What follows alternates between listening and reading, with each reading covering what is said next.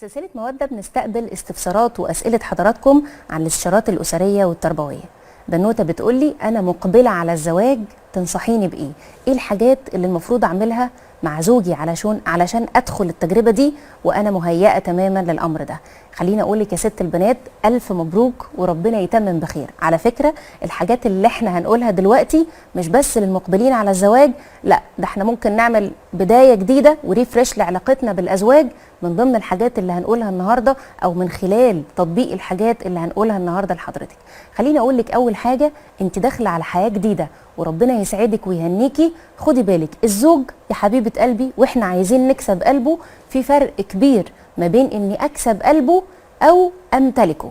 علشان بنات كتير بتبقى داخله بالمفهوم ده، هو ملكي وبتاعي، وهو ايوه هو ملكك عاطفه وحبا وكل حاجه، ولكن يا حبيبه قلبي كسب القلوب غير امتلاك الاشخاص. فاحنا مش عايزين نمتلكه، وان شاء الله يعني من الحب اللي هيكون ما بينكم هيبقى بتاعك وكل حاجه، ولكن ما يبقاش ده نيتك ابدا. انا عايز اكسب قلبه حسبه لله وعلشان البيت ده يقوم على الموده والرحمه، فدي تكون نيتك من البدايه، كسب القلب غير امتلاك الشخص. نقطه كمان مهمه، الشخص اللي انت هتتزوجيه ده جاي من مكان في حاجات بالنسبه له محببه الى قلبه كان بيحب يعملها. كان مثلا عنده يوم كده يخرجوا مع اصحابه، او مكان يقعد فيه مع اصحابه، او يحب مثلا ان هو يقعد مع عيلته شويه، ليه اخت معينه هي مقربه الى قلبه، بيحب يقعد مع اخواته او يجتمع مع عيلته. ايا كان عنده عادات محببه الى قلبه، اوعي انت تحت مسمى انك ملكي وحبيبي ما تروحش المكان ده وتقعد مع اصحابك ليه وتسيبني وتروح عند عيلتك ليه من غيري.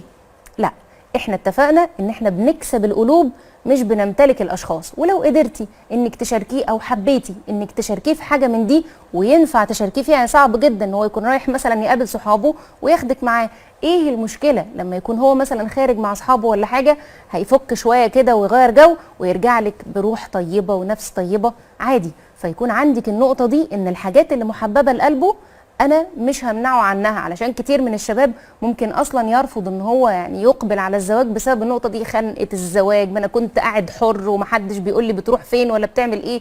لا، الحاجات اللي محببه لقلبه اسمحي بان هي تفضل موجوده عادي جدا، وده مش هيأثر عليكي. اعرفي كمان ان في ناس تانية موجوده في حياته، حبه لزوجته غير حبه لامه غير حبه لاخواته غير حبه لاصحابه. انت ليكي مكانتك اللي محدش هيشاركك فيها ابدا، فالنقطه دي ما تسببلكيش اي مشكله. كمان بنصح بناتي دايما انك تكوني عارفه الحاجات اللي هو بيحبها واعمليها.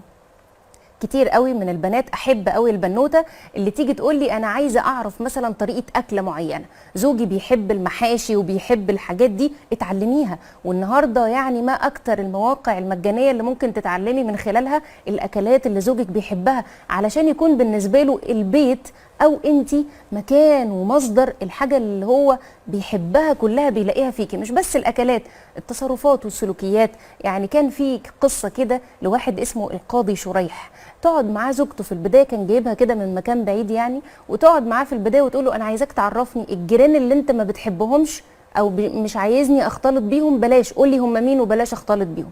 الناس اللي انت مش عايزني اتعامل معاها قول لي هم مين علشان ما اتعاملش معاها. من البدايه بنحط اسس مع بعض وبنعرف الحاجات والاشخاص اللي هو مش بيحبهم ومش بيحب يتعامل معاهم، ده هيقفل معاكي باب مشاكل كبيره جدا.